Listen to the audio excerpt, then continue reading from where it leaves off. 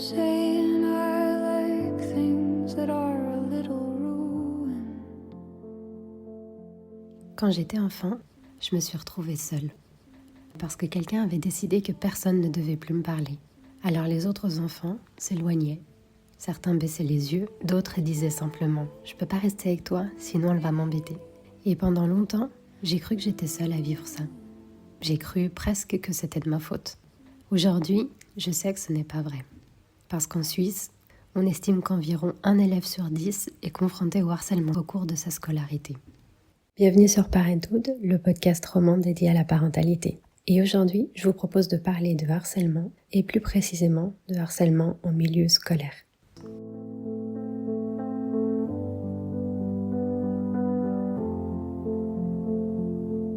Quand j'étais enfant, le harcèlement a commencé très tôt.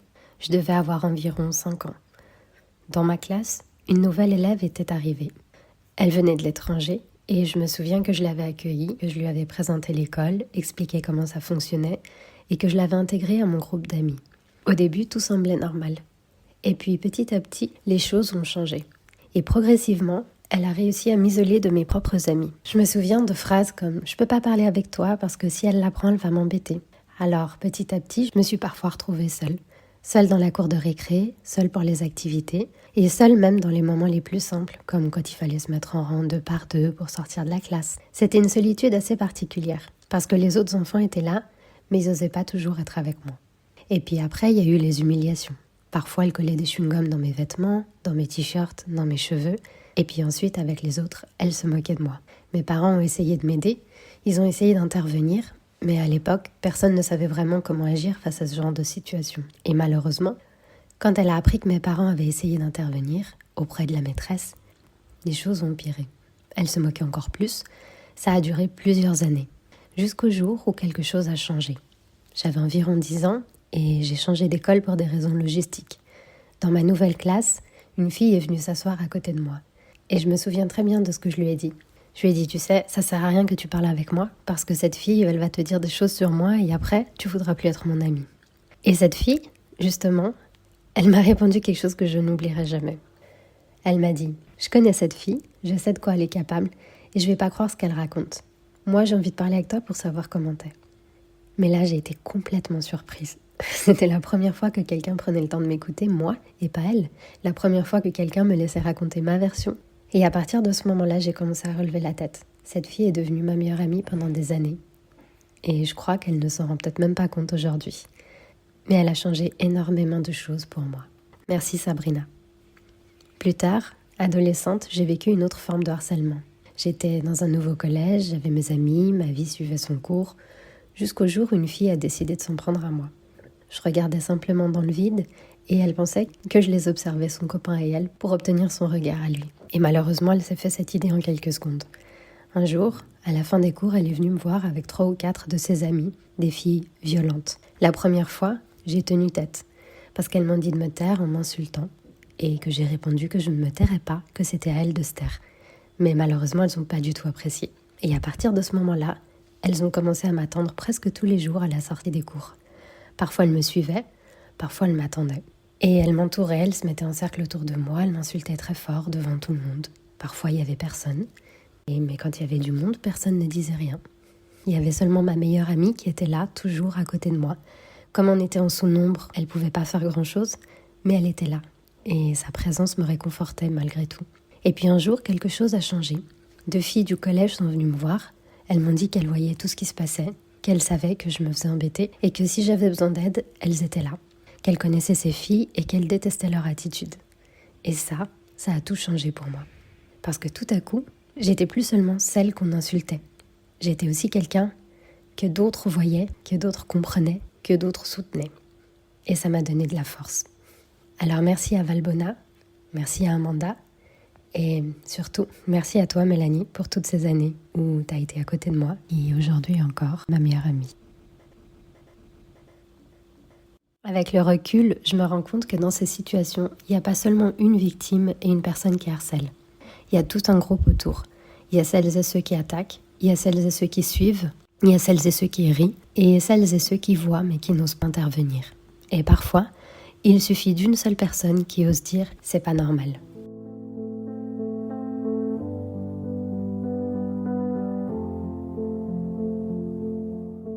Si je devais transmettre un message aujourd'hui à travers ce podcast, ce serait celui-ci. Apprenons à nos enfants qu'ils ont le pouvoir d'agir, de dire non, de dire que quelque chose n'est pas juste, de ne pas rire quand quelqu'un est humilié, de rester à côté de la personne qui est seule ou de dénoncer une situation d'injustice.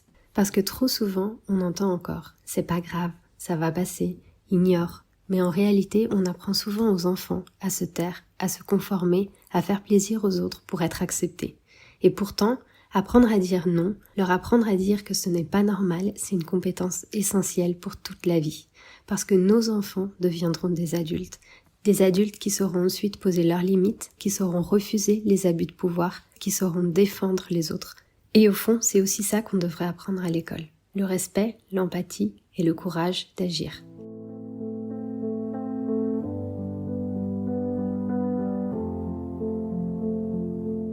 Cet épisode est un peu particulier. Il s'inscrit dans le cadre du Podcaston, un événement solidaire international durant lequel des milliers de podcasts donnent la parole à des associations pour mettre en lumière des causes importantes. Pour cet épisode, j'ai choisi de parler du harcèlement scolaire. L'année dernière, on a parlé de la prématurité avec Laurent d'Arondviker. Cette année, j'ai choisi de parler du harcèlement scolaire. Et pour ça, je donne la parole à l'association Gabi qui travaille à Genève sur la sensibilisation et la prévention du harcèlement. Et dans la deuxième partie de cet épisode, on parlera avec la coordinatrice du programme Kiva à l'Institut international de Lancy. Avant d'entrer dans la discussion avec l'association Gabi, je vous propose d'écouter un court message de Elena Lenaras, auteure, compositrice et interprète et ambassadrice de l'association Gabi. Elle a souhaité adresser quelques mots, un message d'espoir, à celles et ceux qui nous écoutent aujourd'hui et qui pourraient être eux-mêmes ou leurs enfants confrontés au harcèlement. Merci Elena. Bonjour à toutes et à tous, ce message s'adresse aux personnes victimes au harcèlement, aux parents, aux proches et aux témoins. Il est primordial, essentiel et vital de libérer la parole, de s'exprimer et de demander de l'aide. Moi-même ayant été victime, je veux juste vous faire ce petit témoignage pour vous dire qu'on peut guérir, qu'on peut s'en sortir, qu'on peut être heureux. C'est vrai que ces cicatrices, elles sont là, elles feront toujours partie de nous, de vous, mais qu'on peut les regarder et les toucher et qu'elles ne feront plus mal. Il est essentiel d'arrêter tout ça. Ce n'est plus possible ni concevable de vous perdre et de les laisser gagner. Il faut se battre, il faut croire en vous, il faut demander de l'aide. Vous n'êtes pas seul. Même s'ils ont essayé de vous briser et de vous éteindre, il faut toujours croire en cette lumière. Parce que cette lumière, c'est vous. Et vous avez tout mon soutien et tout mon amour.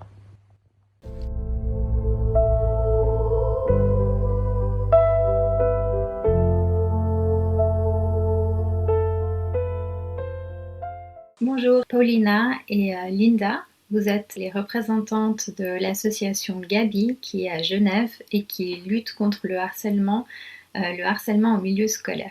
Bonjour, merci de nous accueillir et de nous donner l'espace pour parler de ce sujet qui nous tient à cœur et qu'on trouve qui est tellement important. Merci à vous d'avoir accepté de participer à cet épisode et notamment dans le cadre du podcaston de l'édition 2026. Avant de rentrer dans le vif du sujet et d'aborder le harcèlement scolaire, est-ce que vous pourriez rapidement vous présenter et nous présenter l'association Gabi? Alors, moi je m'appelle Linda Gabrielian. Nous avons créé l'association en 2024 parce que j'ai une amie dont sa fille a été harcelée en Valais depuis l'âge de 12 ans. Et donc, elle a fait des dépressions, elle a enchaîné des établissements psychiatriques, elle était vraiment pas bien, c'était de l'harcèlement verbal, ça devenait physique et donc un jour elle va à l'école et le directeur lui dit écoutez, la mère va à l'école et le directeur lui dit écoutez, il faut absolument, si vous voulez, parler en classe et si ça ne va pas, vous allez voir la police et vous portez plainte. Donc la mère est partie en classe, elle a parlé, mais il n'y a rien qui a changé. Non seulement rien n'a changé, elle a dû changer d'école. Elle était en section française, elle a dû partir en section allemande. Donc elle, c'est l'harcelée, donc c'est l'harcelé qui a dû faire les démarches pour partir. Et finalement, on a contacté la police en Valais, qui a dit qu'en Suisse, au fait, il n'y a pas de loi. Et pour arriver à faire quelque chose, c'est très compliqué parce qu'il faut faire de la couture. Donc, d'un côté, il n'y avait pas de loi, et de l'autre côté, l'école était En fait, il n'y avait pas une protection de la part du rectorat et le rectorat a sous-estimé l'ampleur de la situation. Donc, nous avons décidé avec Paulina de faire des démarches pour faire voter une loi et on est parti dans le sens, au fait, d'une loi. En même temps, une prévention, mais on n'est pas sur le terrain dans les écoles parce que les écoles, ils ont leur psychologue, ils ont ce qu'il faut pour. Donc nous, ce qui nous intéressait, c'est une loi, un cadre légal. Moi, je suis Paulina Peyer et je suis mère d'un enfant de 9 ans. Quand il était en maternelle, il s'est fait harceler.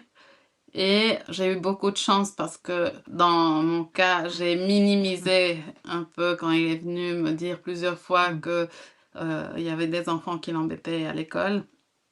Et à un moment, la maîtresse est venue me voir et elle m'a expliqué qu'il se faisait harceler. Et l'école a pris toutes les mesures nécessaires pour que ça s'arrête. Et à la fin, ils ont pu régler l'affaire et maintenant mon fils va très bien.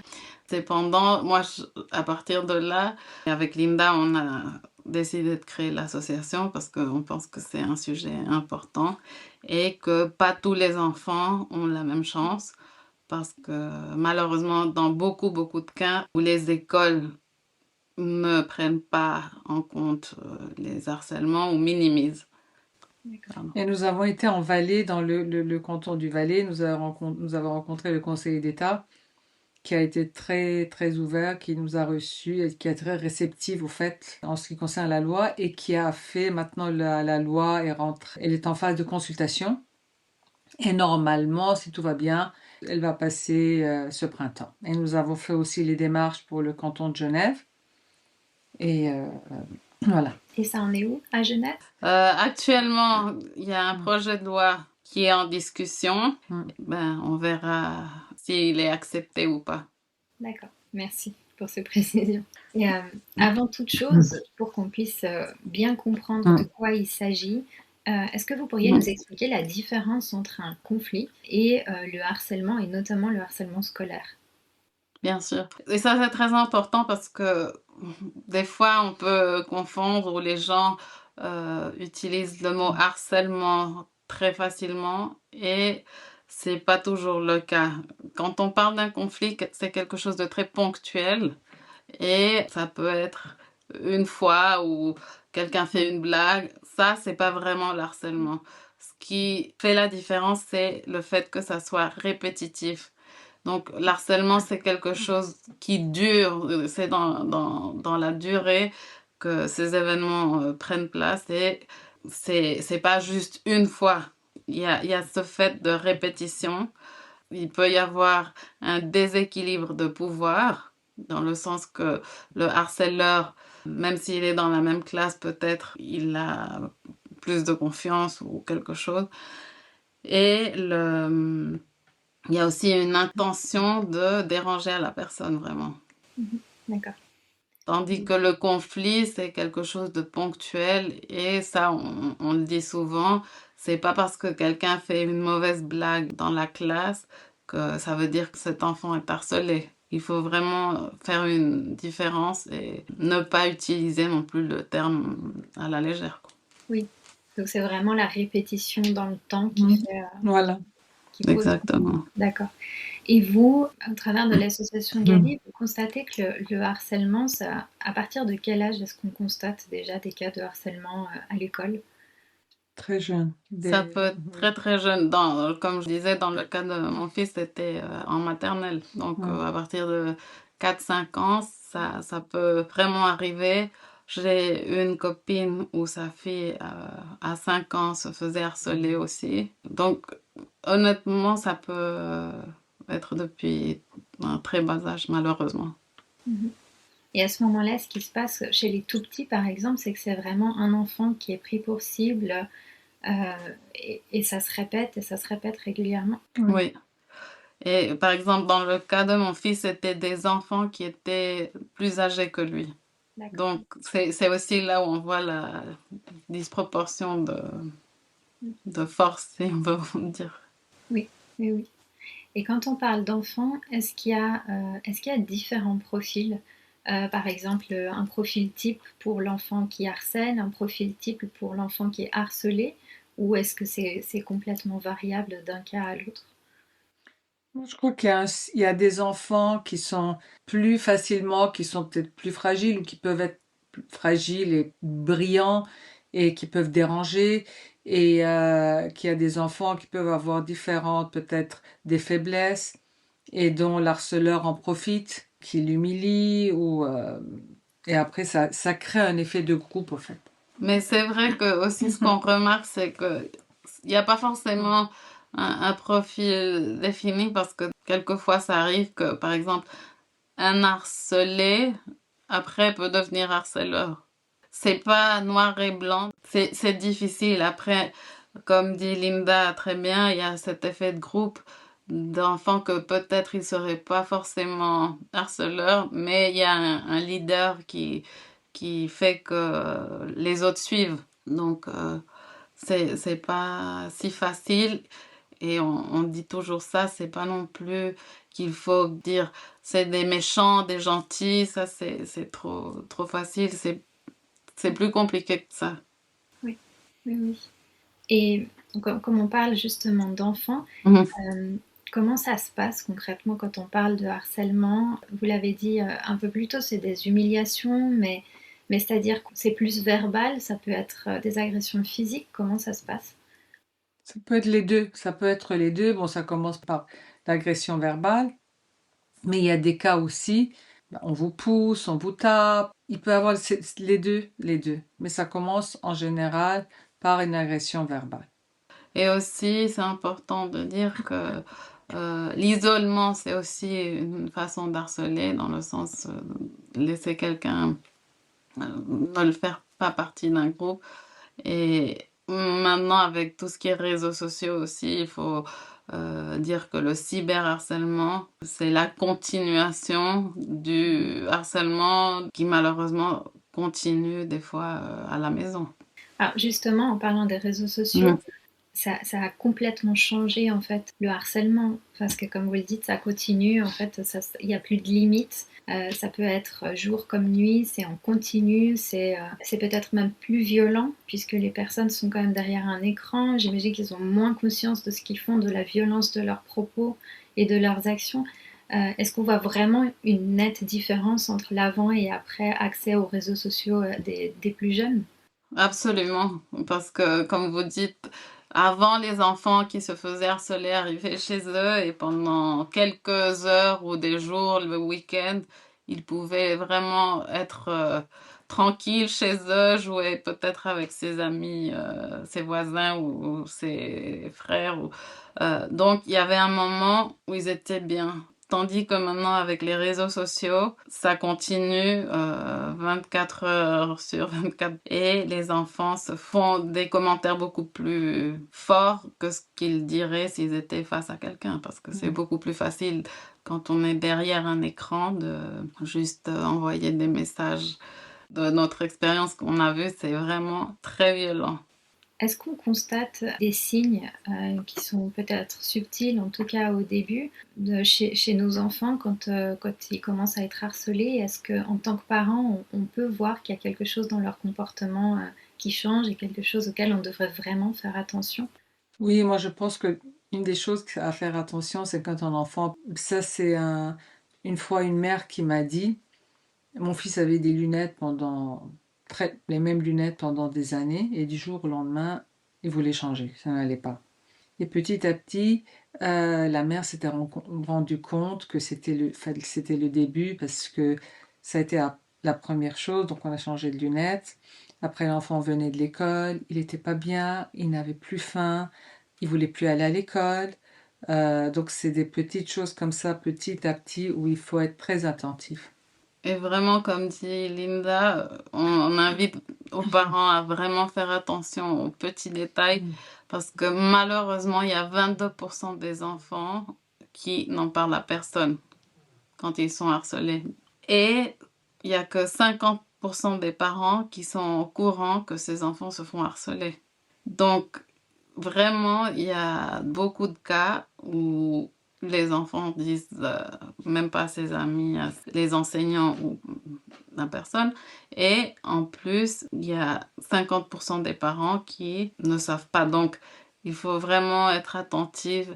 Et même si c'est des petits détails, essayer d'être vigilant. Est-ce qu'il y a d'autres détails, justement, est-ce qui pourraient alarmer les parents? Un enfant qui dort plus, un enfant qui fait des cauchemars, un enfant qui ne veut plus parler, un enfant qui se met en retrait, qui veut pas aller à l'école. Et il faut surtout pas banaliser. Je pense quand un enfant a des signaux pareils, il faut être à l'écoute et pas lui dire oh, c'est rien, ça va passer. Il faut être à l'écoute, je pense. Dès les premiers changements, en fait. Oui, il faut voir les petits changements qu'il y a dès le départ. Moi, ce qui m'a interpellée, c'était cette mère qui m'a dit, voilà, les lunettes qu'il a portées pendant des années, et ben tout d'un coup, c'est devenu un problème. Et alors, justement, dans ce genre de cas, qu'est-ce que les parents peuvent faire? C'est-à-dire que sans paniquer, sans commencer à imaginer le pire du pire, qu'est-ce qu'on peut leur conseiller de faire? Moi, je pense que c'est important d'informer l'école. Et ça, c'est une partie de ce qu'en tant qu'association, on cherche, que les écoles se responsabilisent pour garantir un espace bienveillant. Donc, la plupart des écoles privées ont déjà des protocoles. Dans les écoles publiques, il y a des protocoles aussi, mais ces protocoles ne sont pas déclenchés s'il n'y a pas d'alerte. Donc, quelqu'un doit informer et dire, mon fils se fait harceler. Ça aide à que les enseignants, je ne dis pas dans tous les cas, mais la plupart puissent être plus vigilants et voir s'il y a des...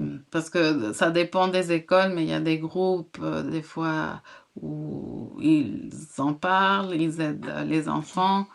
Donc, en tant que parent, ça, je pense que c'est important. Aussi, rassurer à l'enfant, pas minimiser, donner l'importance au ressenti de l'enfant et le rassurer, travailler main dans la main avec l'école.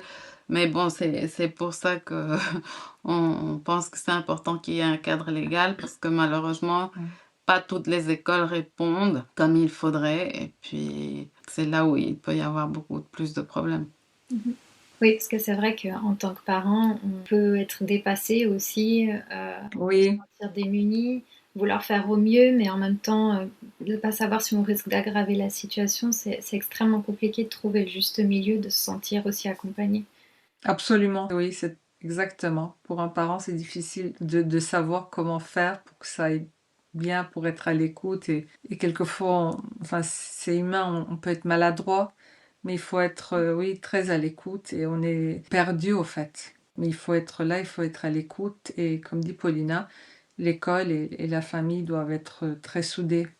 Et dans ces cas-là, est-ce que les parents peuvent vous contacter pour avoir des pistes de réflexion ou est-ce que vous travaillez principalement avec les institutions et sur l'aspect légal et les écoles?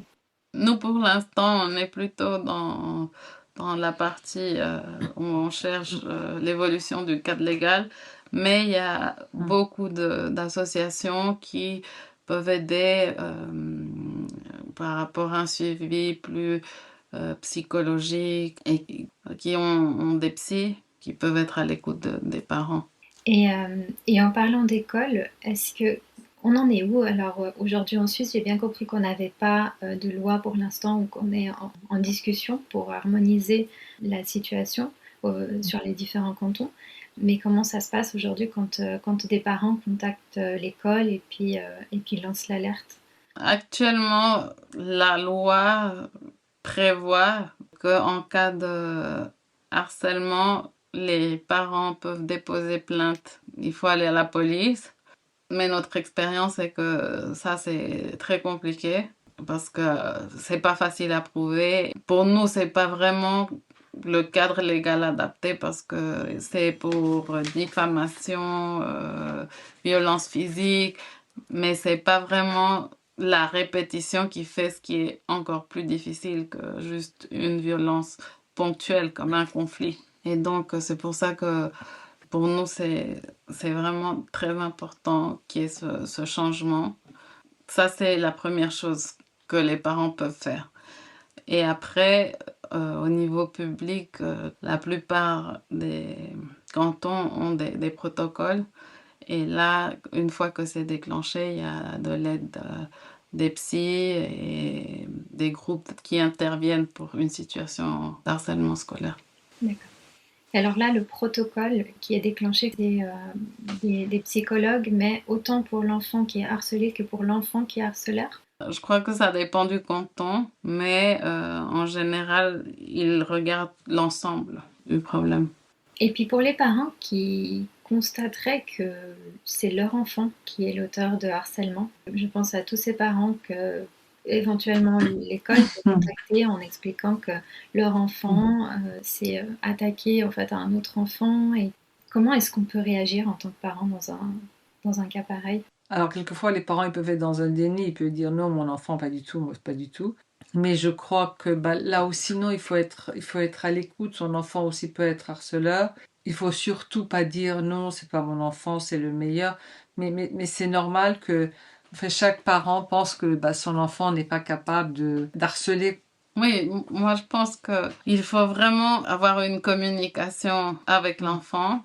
Aussi, je pense que c'est aussi important de prévenir l'école. À la fin, c'est un problème et il faut apporter un soutien aux deux, même si des fois on dit non, mais vraiment l'harceleur, beaucoup de fois, c'est des enfants qui ont beaucoup de problèmes aussi chez eux.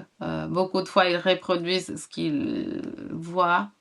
Donc, c'est aussi important de pas minimiser, ni dans un cas, ni dans l'autre. C'est vraiment prendre les choses au sérieux et essayer de trouver des solutions. Peut-être aussi de l'aide psychologique pour voir pourquoi l'enfant est en train d'agresser quelqu'un d'autre. Par exemple, dans les pays du Nord, il y a des cours d'empathie pour les enfants des bas âges, et ce qui est très bien et fonctionne très bien dans les pays du Nord. C'est le plus bas pourcentage d'harcèlement, il n'y a quasiment pas d'harcèlement, c'est très bas le pourcentage. Mais ça, on pense que ce serait aussi bien si on pouvait introduire ça en Suisse, des cours d'empathie. Parce que comme dit Linda, il faut pas juste interdire l'harcèlement, mais il faut aussi prévenir. Et une façon très ponctuelle pour la prévention, c'est ces cours d'empathie depuis très bas âge qui aident vraiment aux enfants à se mettre dans la place de l'autre et de dire moi j'aimerais pas subir ça, donc je fais pas ça. Et justement, vous avez mentionné les pays du Nord. Il y a d'autres pays qui prennent certains types de mesures pour lutter contre le harcèlement scolaire. Nous, en Suisse, vous savez où est-ce qu'on en est? Bon, voilà, on a parlé du fait qu'il n'y avait pas encore de légal, effectivement, mais par rapport à d'autres pays... Alors, là, il y a la France, mais le harcèlement scolaire en France est plus pénal. La Suisse, il y a un protocole, mais il n'y a pas de loi, il n'y a pas de cadre légal. Et donc, le Valais s'est inspiré des pays du Nord. Genève, il y a eu 20 signataires et le vice-président du Grand Conseil avec les autres signataires a établi un projet de loi. Donc nous avons été auditionnés la semaine passée à l'hôtel de ville et donc on verra. Mais c'était, lui aussi il avait mentionné, c'était plus la responsabilité sur l'école, des cours d'empathie. Les deux cantons se sont inspirés du système des pays du Nord. On a étudié plusieurs cadres légaux en Europe et on a eu des contacts avec des fondations suédoises qui ont beaucoup d'expérience. Et vraiment, ce qu'elles nous ont expliqué, c'était que ce qui marche le mieux, c'est quand les écoles sont responsables plutôt que l'harceleur. Parce que quand c'est très difficile, et comme dit Linda, par exemple, dans le cas de la France, il peut avoir des amendes pour les parents, il peut avoir des sanctions directement contre l'harceleur, mais on voit que c'est pas forcément ce qui marche le mieux. Tandis que dans des pays comme en Suède, au Danemark, on voit que vraiment les écoles ont une responsabilité d'avoir une ambiance bienveillante. Et s'ils ne respectent pas ça, l'école est directement sanctionnée. Donc, ils ont intérêt vraiment à arrêter l'harcèlement très vite. Dans le cas danois, c'est encore plus fort parce que Si dans une école, par exemple, il y a 3 cas d'harcèlement de suite, ils peuvent même arriver, fermer l'école jusqu'à que le problème est résolu. Et ça fait que vraiment les écoles le prennent très au sérieux et donc ils laissent pas passer facilement. Et nous, on trouve que ce système est très bien parce qu'à la fin, quand on voit au niveau statistique, on voit que effectivement, ils ont moins de cas. Et ce n'est pas, en fait, c'est pas un protocole, c'est une loi. C'est ça qui est intéressant, c'est-à-dire d'essayer de mettre la loi dans le protocole. Et l'école est responsable. Il y a quelque chose qui se passe. Parce qu'un enfant de 10 ans, sauf s'il y a pas meurtre, il peut pas aller en prison, il peut pas suivre des travaux publics. Mais s'il y a une loi, si l'école est responsable, s'il y a un cadre, et tous les enfants, il y a les écoles privées, il y a les écoles publiques, mais tous les enfants il y a certains enfants qui peuvent pas faire recours à un avocat pour défendre son cas. Mais c'est vrai que dans des écoles privées, par exemple, les parents qui ont les moyens, ils peuvent prendre un avocat et défendre son enfant. Donc, il faut qu'il y ait une justice pour tout le monde, je pense. Oui, et là on parle de l'exemple que nous donnent d'autres pays, et notamment entre autres en Europe, mais on voit aussi qu'il y a eu une vague de pays qui ont adopté une interdiction des réseaux sociaux aux jeunes de moins de 16 ans. Est-ce que vous pensez que ça pourrait avoir un impact chez nous aussi en Suisse, même si on imagine bien qu'il y a beaucoup d'entre eux qui vont trouver un moyen de contourner cette interdiction, mais est-ce que vous pensez que ça pourrait déjà avoir un impact? Absolument. Je pense que c'est des très bonnes mesures d'interdire les réseaux sociaux pour les moins de 16 ans. Parce que bon, même si, comme vous dites, il y aura quelques-uns qui trouveront le moyen, mais euh, le fait qu'on voit de plus en plus de cyberharcèlement, on sait très bien où ça se passe et c'est dans les réseaux sociaux. Donc, euh, je pense qu'avoir la maturité pour pouvoir utiliser ces réseaux, ça peut que faire du bien aux jeunes. Et il faut le dire, hein, parce que les conséquences de l'harcèlement peuvent être vraiment irréversibles et on voit malheureusement chaque année des cas de suicide. Donc c'est là où vraiment on pense que on fait jamais trop dans à ce sujet. Il faut vraiment Être vigilant. et prendre toutes les mesures nécessaires parce que ça peut sauver des vies. C'est vraiment quelque chose qu'il faut prendre au sérieux. Et nous, on est convaincus que tout ça, ça peut aider à diminuer les cas de harcèlement et de suicide.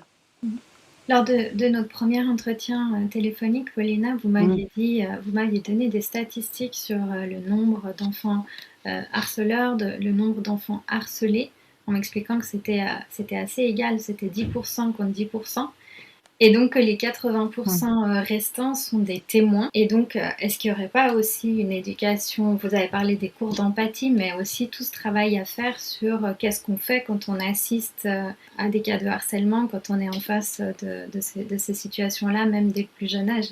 Oui, absolument. Et comme vous l'aviez très bien expliqué, on voit que dans une classe, généralement, il y a 10% qui peut être harcelé, 10% harceleur et le 80% qui est témoin. Et nous, on encourage ce 80% à en parler, signaler, dire aux enseignants.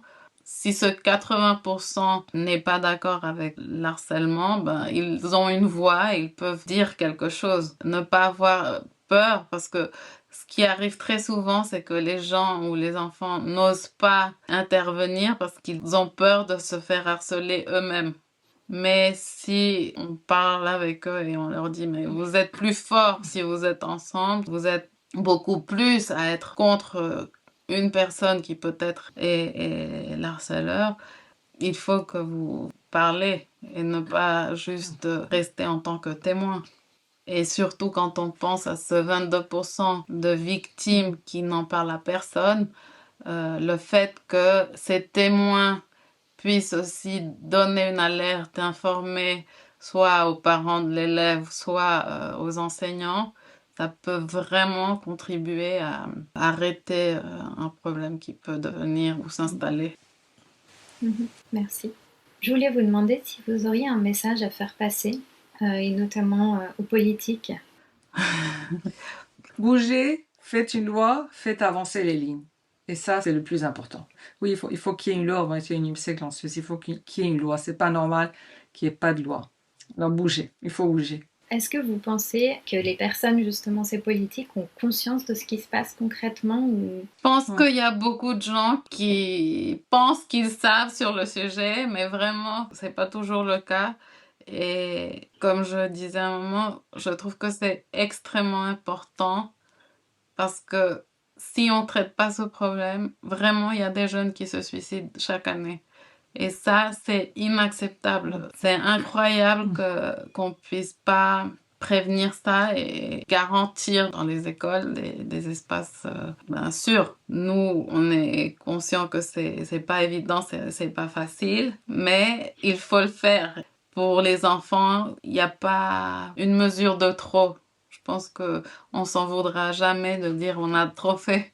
Ouais. Vraiment, s'il y avait une loi qui dit l'harcèlement est interdit, c'est simple, mais c'est très clair. Ça, un enfant de 5 ans peut comprendre. Quand on parle de diffamation, insultes, injures, que sont des termes compliqués pour un enfant de 5 ans peut-être, de comprendre, de réaliser, un message clair peut vraiment changer les choses. Pour finir, j'avais deux petites questions parce que j'ai pris des notes quand vous parliez au tout début.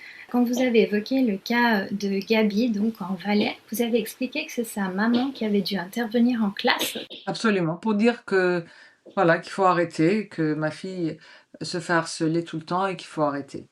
Mais parce que le directeur a demandé au fait à la mère d'intervenir et si ça ne marchait pas, la mère pouvait porter plainte.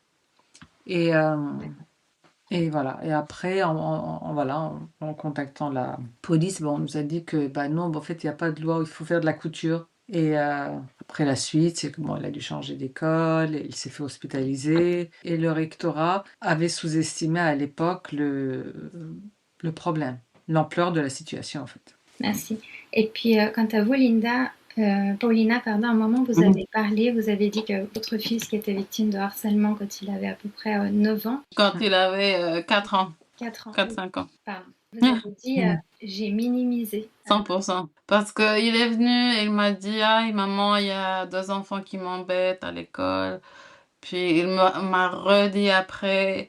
Et honnêtement, et je m'en veux parce que j'ai dit, ah ben, c'est normal. Vraiment, j'ai pas pris tellement au sérieux. Et c'est grâce à une maîtresse qui s'est rendue compte. Elle a donné l'importance qu'il y avait. Elle est venue me voir et elle m'a dit, Madame, votre fille se fait harceler. Et là, je m'en ai voulu parce que il m'avait déjà en parlé et moi, j'avais minimisé. Mais je le dis honnêtement, j'ai pas pensé que c'était tellement grave. Et je pense que la maîtresse a fait un travail extraordinaire dans le sens, elle est venue me voir avec mon fils, il a pris de la main. Elle a dit, j'ai déjà expliqué à votre fils que ça, c'est pas bien, c'est inacceptable, qu'on peut pas faire ça, pour que lui aussi comprenne que c'est pas normal. Et ils ont mis au courant les autres professeurs, ils ont parlé aux enfants. Et puis, une semaine après, j'ai demandé à mon fils comment ça allait et tout ça. Il m'a dit, maman, il ne me regarde même plus. Donc, mais ça, c'est grâce à l'école. Et j'ai eu beaucoup de chance.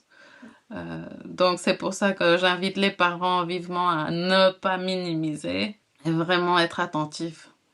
Et surtout que ça peut être depuis un très bas âge. Oui, malheureusement, oui. Oui, juste vraiment inviter aux enfants jeunes à en parler, ne pas rester sans dire à personne parce que ça peut vraiment aider d'en parler à des amis, surtout les parents qui sont d'habitude là, qu'ils osent en parler, c'est ça. D'accord. Merci beaucoup. On encourage donc tous les parents à vraiment, comme vous l'avez dit, ne pas hésiter à aller parler avec les professeurs parce que voilà, vaut mieux trop en faire que pas assez, comme vous l'avez dit. Et que les enfants aussi doivent parler. Les enfants aussi, il faut qu'ils parlent et qu'ils n'aient pas peur et qu'ils parlent de c'est un problème. Et juste aussi dire aux enfants qu'il y a des Mm. lignes où ils peuvent appeler comme la main tendue, Oui. le Stop suicide, je stop crois. suicide. Il y a des numéros où ils peuvent s'adresser. Merci. Et merci pour Bonsoir. votre travail. Merci. J'espère que ce projet de loi va passer. Bah, nous aussi. Merci beaucoup. Merci à vous. Merci.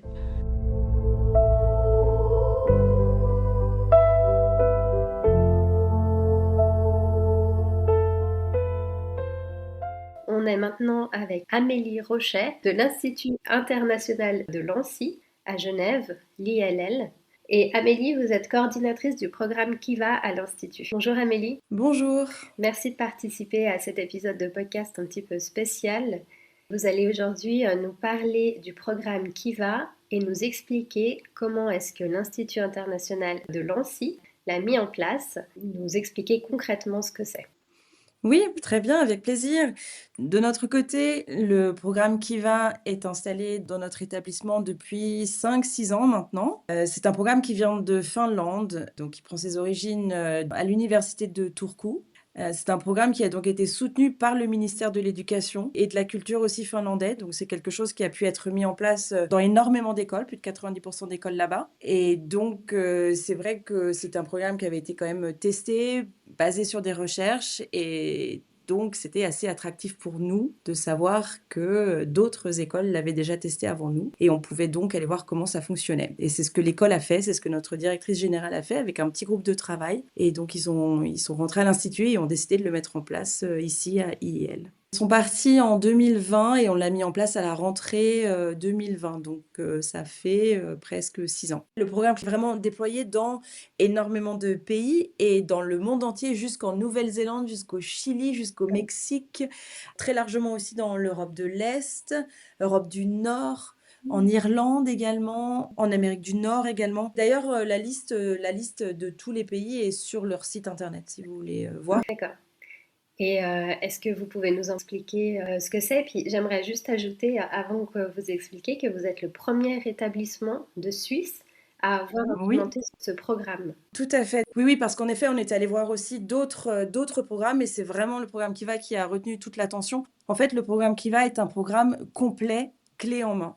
Et c'est vraiment ça qui fait la différence entre ce programme et d'autres. C'est-à-dire que, comme beaucoup d'autres programmes, il va être axé sur l'intervention. Donc, on va vouloir intervenir lorsqu'il y a potentiellement des situations de harcèlement avérées dans l'établissement. Mais le programme Kiva va aller plus loin, c'est-à-dire qu'il va aussi avoir tout un volet de prévention.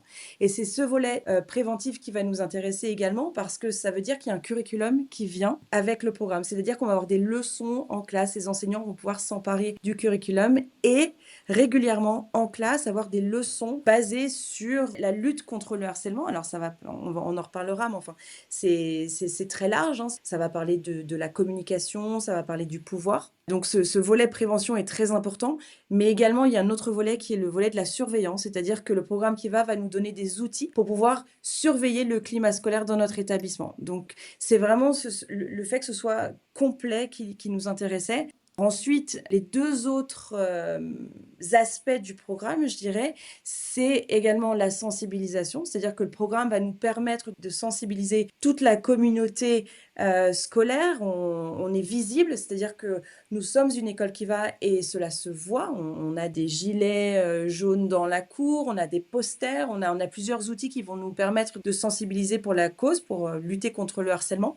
Et puis également, Kiva a tout un programme pour nous, éducateurs, pour les parents également, pour la coordinatrice en l'occurrence, également pour tout ce qui est le côté formation et éducation autour du harcèlement. C'est-à-dire que pour pouvoir lutter contre le harcèlement, il va falloir bien comprendre ce qu'est le harcèlement.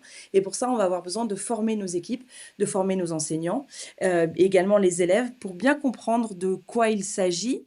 Et en comprenant bien de quoi il s'agit et comment il peut être... comment il naît finalement de situations, et bien comment on va pouvoir le combattre. Donc ça, c'est quelque chose d'assez unique dans un programme anti-harcèlement, oui. Super. Effectivement, ça a l'air très, très, très complet. C'est très complet, c'est vraiment clé en main. C'est vraiment clé en main. D'accord. Et alors, comment est-ce que ça fonctionne concrètement? Alors, concrètement, on reçoit le curriculum Kiva qui est organisé, et en fait, il y a une progression qui va de 7 ans jusqu'à 16-17 ans, selon comment on souhaite le mettre en place. Mais il y a vraiment une vraie progression avec 3 unités de travail. Chaque unité de travail a des leçons, chaque leçon a des objectifs très clairs, très précis, annoncés en début de leçon. Et puis, des ressources qui sont également mises à la disposition des enseignants. Donc ça veut dire que sur le terrain, pour le côté préventif, on va avoir les enseignants qui vont délivrer des leçons Kiva, littéralement en classe, alors à raison d'une fois tous les 15 jours. Après, ça peut aussi être fait sous forme de projet, mais concrètement, on a des leçons Kiva au même titre qu'on a des leçons d'histoire ou de géographie ou de maths, avec un curriculum, au même titre qu'on a un curriculum de géographie, de maths. Nous, on a un curriculum anti-harcèlement ici. Et les leçons sont très variées, c'est-à-dire qu'on va pas seulement avoir des leçons anti-harcèlement, mais comme je le disais, des leçons sur le rôle qu'on peut jouer dans une situation sociale, le rôle qu'on peut jouer dans une situation de harcèlement, bien évidemment, le rôle des pairs, la pression des pairs, la communication, comment communiquer de manière non violente, positive, claire, voilà. Ça, c'est des leçons concrètement qui vont être mises en place en classe. Et on a également une équipe d'intervention, c'est-à-dire qu'il y a des personnels de l'établissement qui ont été formés spécifiquement pour faire partie de cette équipe d'intervention. Donc, si jamais on a un cas de harcèlement qui est signalé, donc on a aussi des outils pour signaler potentiellement un cas de harcèlement, on va ensuite pouvoir déployer un binôme qui fait partie de cette équipe d'intervention et qui va pouvoir agir selon un protocole clairement défini par le programme Kiva. C'est-à-dire que à chaque niveau, que ce soit pour la prévention ou pour l'intervention, on va avoir des outils, on va avoir des protocoles, on va avoir des documents, on va avoir un processus et chacun sait ce qu'il doit faire, chacun sait le rôle qu'il a à tenir et va pouvoir du coup être efficace et pertinent dans son rôle. Et ça, c'est vraiment quelque chose c'est très efficace parce qu'on sait exactement ce qu'on doit faire. Oui, c'est ce que je pensais, c'est que ça a l'air très très rassurant aussi de savoir justement ce qu'on doit faire et pas simplement de recevoir une charte et de se dire ok, bon bah ouais, comment est-ce qu'on va prendre la parole face à des enfants de tel âge, à des adolescents de tel âge. Exactement. Et c'est très scripté, c'est-à-dire que lorsque vous êtes formé pour faire partie de l'équipe d'intervention, moi, le mot que j'utilise souvent, vous dites que c'est rassurant et je rebondirais même en disant que ça soulage énormément. Parce que lorsqu'on fait partie de l'équipe d'intervention, il y a un soulagement parce qu'on sait exactement ce qu'on doit faire, on sait comment mener nos interventions.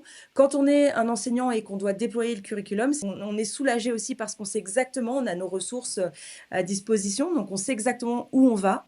Et puis aussi au niveau des élèves, ça soulage parce que les élèves savent à qui aller parler et ils savent très bien que derrière, il y a un protocole qui est objectif et qui va être mis en place de la même manière pour tout le monde. Et puis les parents aussi, qui savent que si jamais ils pensent que leur enfant est peut-être une cible d'un autre élève, ils savent exactement à qui ils doivent parler et ils savent que derrière, un protocole va être mis en place, encore une fois, de manière objective et protocolaire. Et donc vraiment, moi, je trouve que le mot soulagement a vraiment toute sa place dans ce programme.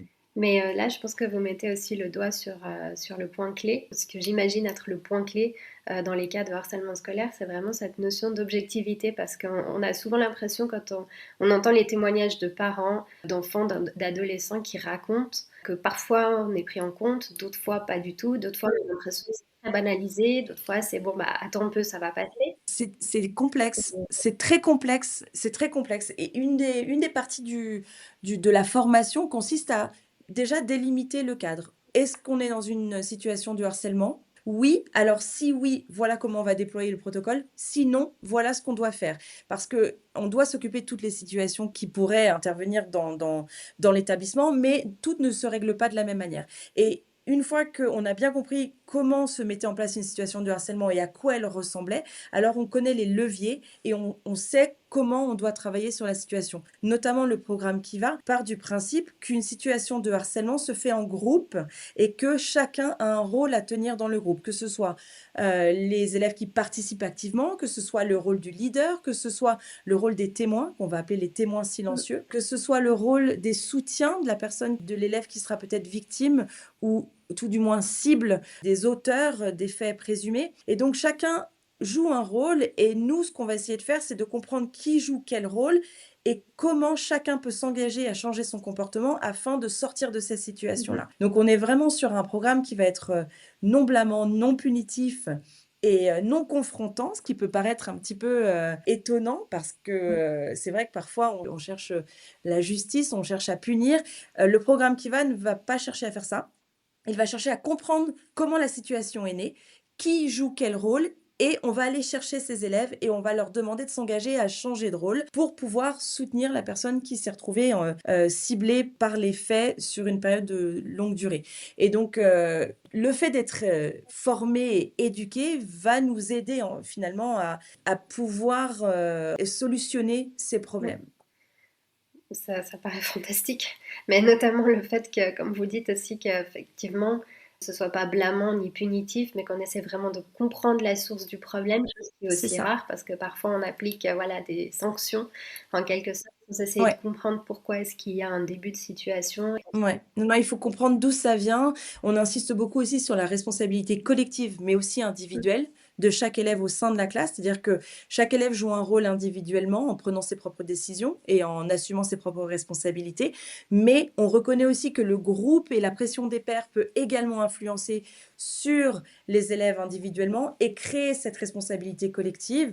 Et on va travailler dessus de deux manières, bien sûr avec l'équipe d'intervention, s'il y a un cas de harcèlement présumé, mais également dans nos leçons avec tout le volet préventif où on va déjà désamorcer ça en parlant aux élèves. Alors il y a beaucoup d'activités, il y a des jeux de rôle, on va regarder des vidéos, on va discuter, on va se mettre en situation, on va prendre du recul pour comprendre comment parfois les normes, le groupe peut nous pousser à faire des choses que finalement, individuellement, on se rend bien compte qu'on ne devrait pas faire. Donc voilà, ça passe vraiment par l'éducation. Cette prévention passe vraiment par l'éducation. C'est vrai qu'avec l'association Gabi, on a évoqué le fait que dans certains pays nordiques, il me semble que c'était la Finlande, la Norvège, La Finlande. mais aussi le Danemark, il y avait des cours d'empathie à l'école qui Bien permettaient sûr. justement de mieux comprendre les enjeux qui étaient liés au harcèlement. Bien sûr, les élèves ne se rendent pas toujours compte de la portée, de leurs, actions et puis on va aussi apprendre aux élèves que parfois un élève peut se retrouver dans une situation où c'est lui l'auteur de faits et qui se retrouve un peu coincé dans ce rôle parce que tout le monde autour de lui l'encourage à continuer dans ce rôle parce que ça le met plus en valeur. Il se retrouve, un petit peu coincé et il ne sait pas trop comment sortir de ce rôle-là et donc on explique aussi aux élèves que parfois c'est leur responsabilité de ne pas mettre un élève dans cette situation et de ne pas continuer à mettre en valeur les faits qui pourraient être mis en place par cet élève. Mhm. Oui, effectivement. Pour rebondir à ce que vous avez expliqué, donc il y a des outils, mais à la fois à disposition des élèves, à la fois des enseignants et donc de tout le corps enseignant. Exactement, les enseignants, les élèves, le corps non enseignant également. Il y a une formation qui est prévue pour tous les membres de l'établissement pour comprendre bien comment fonctionne déjà notre programme ici, nous, à l'interne, comprendre bien ce qu'est le harcèlement. C'est aussi très important pour les autres membres de la communauté ici à l'école de pouvoir reconnaître si jamais, je pense par exemple aux chauffeurs de bus, je pense par exemple au service maison, au service de la cantine, je pense aux femmes de ménage, je pense à toutes ces personnes qui travaillent ici à l'école et qui voient les enfants tous les jours, qui ont besoin aussi d'être sensibilisées et d'être formées pour pouvoir signaler si jamais il y avait une situation de harcèlement potentiellement qu'ils pourraient voir. Et puis, les parents ont également besoin d'être formés quelque part et sensibilisés. Et le programme Kiva propose un guide des parents qui est donc disponible sur le site internet que les parents peuvent feuilleter, lire pour essayer de bien comprendre les différentes situations et voir aussi le rôle que eux peuvent jouer parce qu'ils ont également un rôle à jouer, un rôle très très important à jouer. Et donc le programme Kiva va leur donner des pistes. De notre côté, nous, on va organiser des soirées aussi d'information avec les parents pour pouvoir répondre à leurs questions, pour pouvoir leur donner des bases de réponse, quelque part les former, les sensibiliser vis-à-vis du harcèlement. Oui. D'accord, merci beaucoup. Comme vous avez dit que c'était en 2020 que vous avez implémenté le programme dans l'école, est-ce que vous avez déjà observé j'imagine, mais des retours? Absolument. Alors c'est assez intéressant parce que quand vous lancez un programme de cette envergure, évidemment, ça va libérer la parole et on va beaucoup parler de harcèlement. Alors c'est vrai que la première année et un peu aussi la deuxième année, le nombre de signalements va exploser parce que c'est un mot qu'on va retrouver sur toutes les bouches, harcèlement, harcèlement. Et donc les élèves vont vouloir parler, vont vouloir venir se manifester, vont vouloir raconter ce qui leur arrive. Alors parfois ce sera vraiment des cas de harcèlement, parfois non, mais en tous les cas ça va libérer la parole. Et donc cette surveillance-là se fait à l'aide d'un petit questionnaire qu'on donne aux élèves en début et en fin d'année pour la première année de mise en place, puis ensuite au mois de juin, mai-juin sur toutes les années suivantes. Donc au début, vous voyez le taux qui explose, qui est plutôt une bonne nouvelle parce que ça veut dire que ça a libéré la parole, donc on est plutôt d'accord avec ça. Et puis ensuite, on voit très nettement que ça diminue. Et puis ensuite, à partir de 4-5 ans de mise en place du programme, on voit il y a comme un plateau.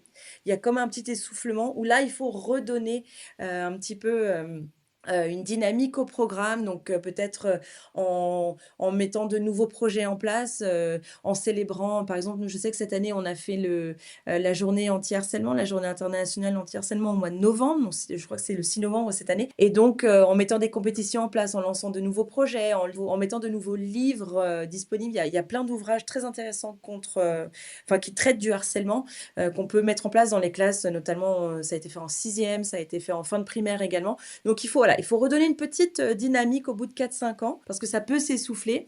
Donc les retours sont aussi dynamiques comme on peut le voir sur nos courbes. Ouais. D'accord.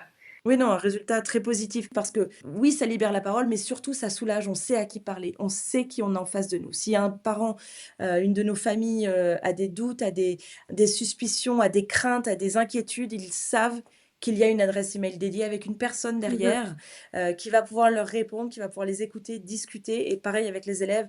Et donc ça, c'est très, très Oui, positif. oui. Ouais. Et puis je trouve vraiment incroyable le fait de pouvoir impliquer tout le monde, comme vous l'avez dit, tout le personnel de l'école, et pas simplement se renvoyer un peu la balle en disant, voilà, c'est Exactement. l'enseignant principal qui doit s'en charger, avec qui il faut en parler, Mm. mais que toute personne sache reconnaître les situations et puisse aussi donner l'alerte de son côté, parce qu'on sait que Exactement. très souvent, les enfants ne parlent pas du harcèlement. Dans la plupart des cas, ça s'apprend par d'autres personnes. Donc Ouais. oui. Et ça, c'est quelque chose qui est très important également dans notre volet prévention, c'est-à-dire que on va leur apprendre aussi que c'est important de parler, mais pas que. C'est-à-dire que, par exemple, quand vous demandez à un enfant quelle est la première chose que tu dois faire si tu es victime d'un comportement malveillant envers toi, sans même parler de harcèlement, un comportement malveillant, la plupart des élèves vont dire, ben, il faut que je le dise à un adulte, il faut que je le dise à mes parents. Et nous, on va leur dire, oui, bien sûr, il faut que tu parles, c'est très important. Mais la première étape, ça va être de dire à la personne, non, stop, arrête, je ne veux pas que tu me parles comme ça, je ne veux pas de ce surnom, je ne veux pas que tu me touches l'épaule, je ne veux pas que tu touches à mon sac. Et ça, c'est quelque chose qui vraiment, on va devoir apprendre aux enfants. Parce que c'est pas quelque chose d'inné chez eux. Ils ont tendance à plutôt, instinctivement, à plutôt subir et d'aller dire, ben, il m'a fait ça et ça me plaît pas, je veux qu'il arrête. Est-ce que tu lui as demandé à ce qu'il arrête?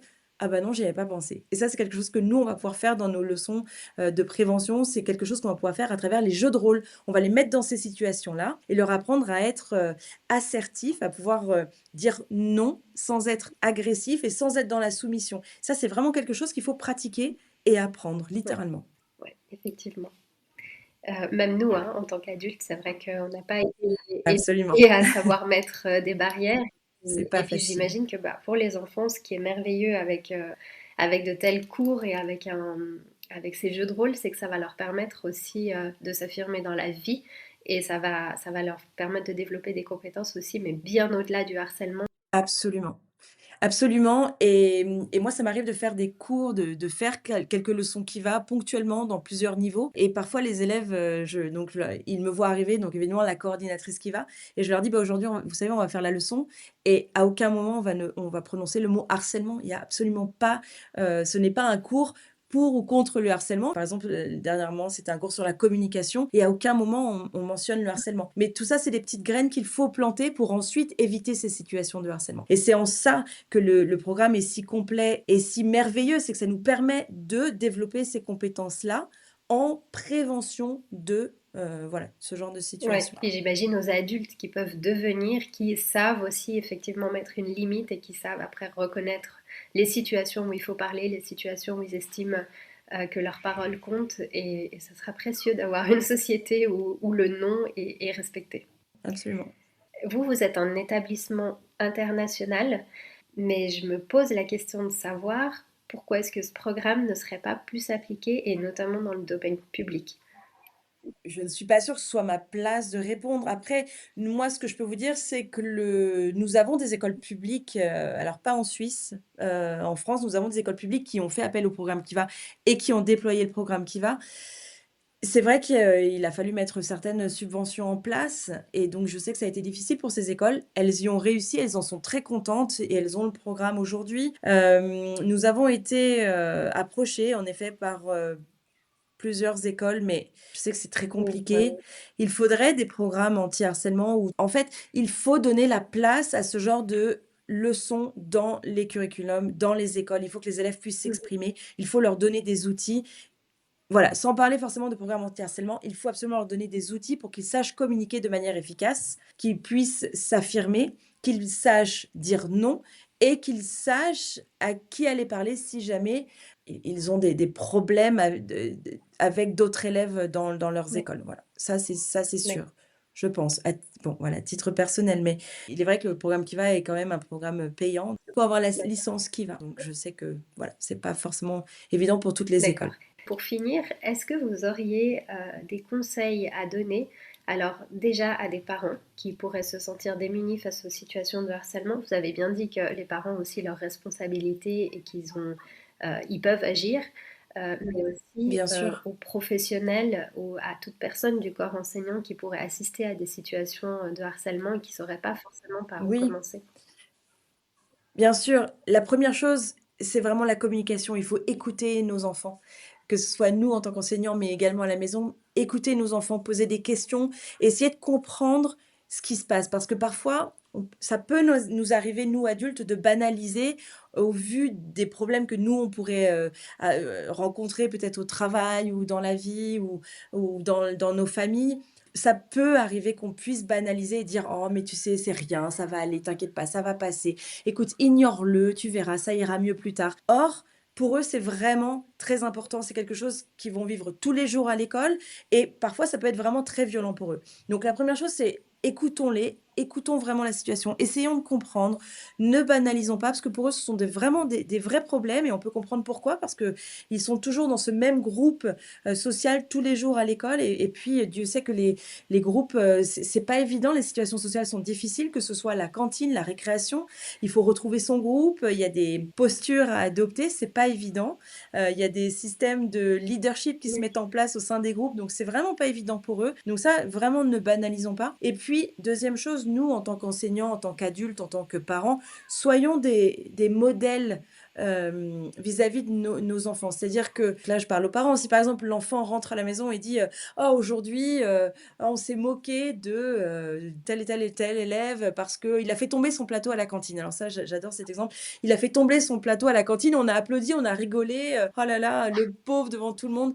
Bah, typiquement, là, rebondissons sur cet événement. Vous avez applaudi, vous avez rigolé, mais imagine-toi dans la même situation. Imagine comment il s'est senti. Rebondissons là-dessus, soyons des modèles et expliquons que bah, peut-être à ce moment-là, il y aurait eu une autre attitude à adopter. Oui, mais tous mes copains, ils faisaient ça.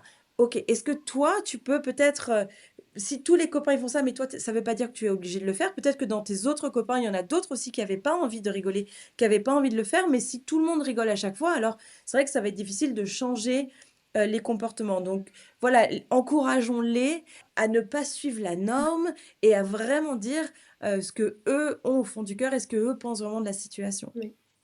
Ce qui est très, très difficile quand on a 8, 9, 10, 11, 12, 13, 14, 15 ans. Ce qui est extrêmement difficile à faire et voire même plus tard adulte. C'est vrai que quand le groupe est d'accord sur quelque chose, c'est vrai que c'est difficile de s'imposer et de dire bah non, moi je suis pas d'accord et voilà pourquoi.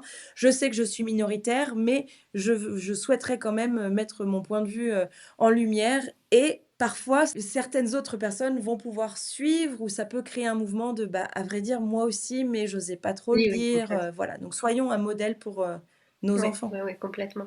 C'est vrai que dans la plupart des situations, il suffit qu'il y ait une personne qui prenne la parole pour qu'il y en ait d'autres qui puissent ensuite agir.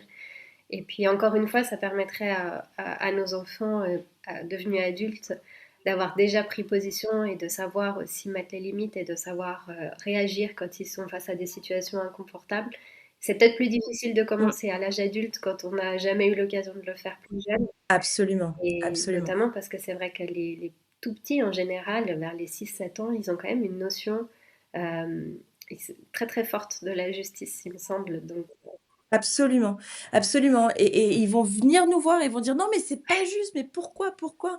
Et c'est vrai que parfois, en tant que parent, on peut s'entendre dire oui, non, mais c'est pas grave, écoute, ouais. laisse, c'est pas grave, tant pis, on verra ça plus tard, ou non, mais c'était juste une fois, ou écoute, oui, mais tu le connais, lui, tu sais bien comment il est. Voilà, on peut banaliser. Et non, c'est eux qui ont raison. C'est injuste, il faut s'occuper de la situation, il faut en parler.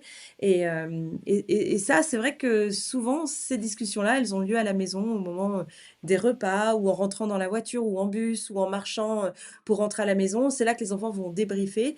Donc, n'hésitons pas à leur poser des questions, à aller chercher l'info si elle vient pas toute seule. Comment ça s'est passé aujourd'hui à l'école? Quel était le moment, le meilleur moment pour toi, le pire moment pour toi? Parfois, il faut des questions un peu ciblées également. C'est vrai que quand les enfants leur demandent comment ça s'est passé aujourd'hui? Bien. Qu'est-ce que tu as fait? Oh, rien. Il faut aller chercher un petit peu. Quel était le meilleur moment? Est-ce qu'il y a un moment où avec qui tu as joué pendant la récréation? Qu'est-ce que les autres avaient pour le goûter? Et de quoi vous avez parlé? Il faut vraiment être un petit peu plus précis et vraiment aller chercher la communication pour engager Ouais. avec eux. Merci beaucoup. Et vous auriez un mot pour les professionnels, justement, le corps enseignant? On a parlé principalement des parents. C'est un peu la même attitude, mais c'est à un niveau peut-être un petit peu plus difficile parfois d'oser prendre la parole s'il n'y a pas forcément un protocole qui est mis en place dans une école. Et moi, ce que je pourrais dire, c'est peut-être aller chercher ce protocole et tout du moins se mettre d'accord d'étapes à suivre au sein d'une école, même si c'est pas un protocole qui va, même si c'est pas voilà, une procédure officielle, mais au moins, est-ce qu'il y a une personne référente? Est-ce qu'on peut en discuter peut-être pendant des conseils des maîtres, des réunions avec les enseignants? Est-ce que c'est quelque chose qui peut être mis à l'ordre du jour? Organiser aussi des journées de sensibilisation, parce que ça fait parler ça aussi.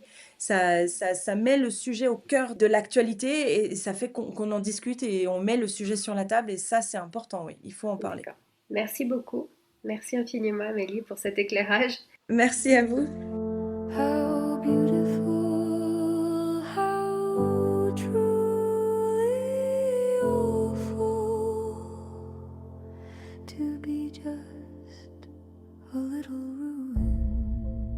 Merci d'avoir pris le temps d'écouter cet épisode. Vous l'avez vu, le harcèlement scolaire existe souvent dans le silence.